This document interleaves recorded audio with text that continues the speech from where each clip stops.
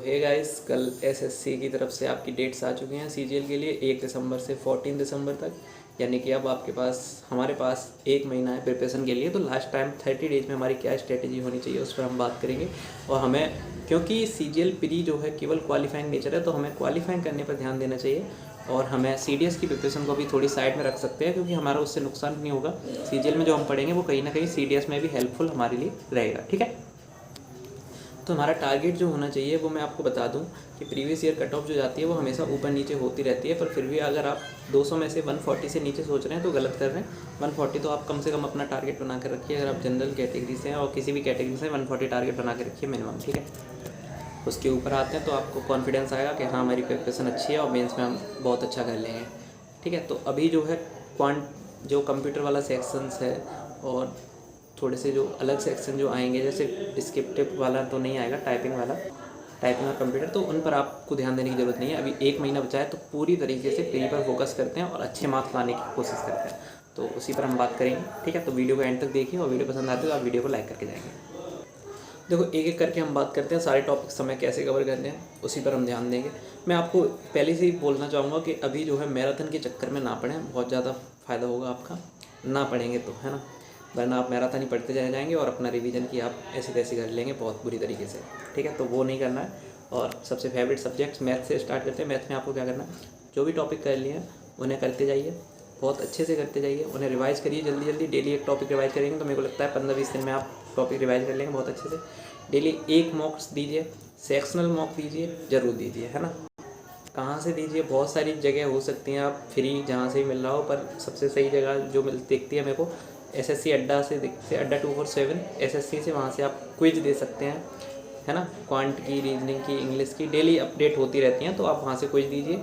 Sectional mock आता है तो वो भी दे सकते हैं आप, तो अपनी इच्छा अनुसार। और क्वेश्चंस का लेवल जो होता है वो भी सही होता है। तो अड्डा 247 एक आपके लिए बहुत सही चीज़ साबित हो सकती है। ठीक है, आज पेड प्रमोशन नहीं है ना, कुछ नहीं दिया उन्होंने।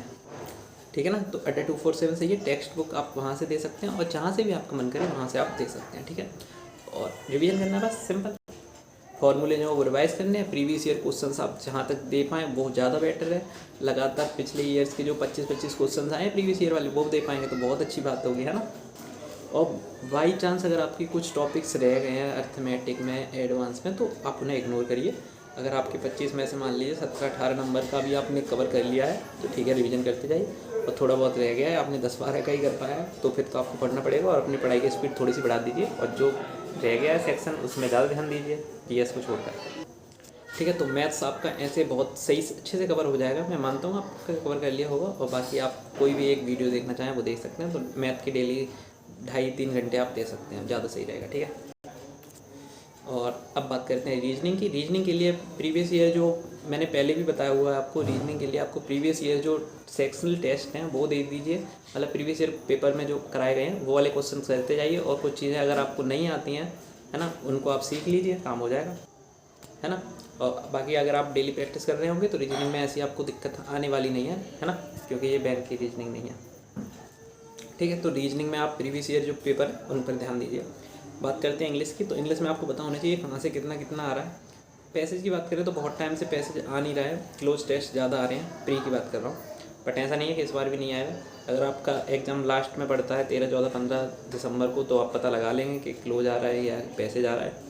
तो क्लोज पर ज़्यादा ध्यान दीजिए, क्योंकि क्लोज ही आ रहा है 5 नंबर का।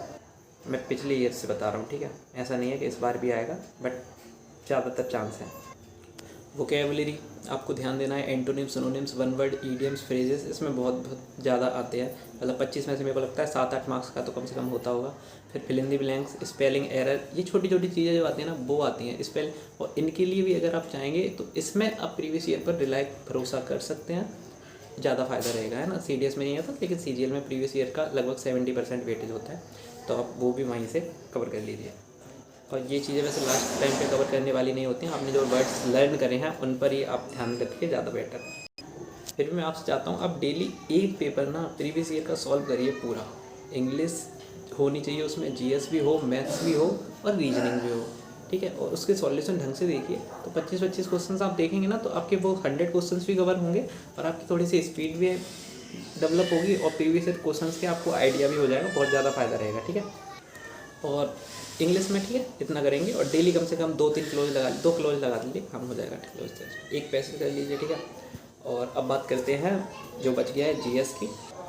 जीएस के लिए वैसे आप, मेरे को नहीं पता क्या सोर्स फॉलो कर रहे हैं।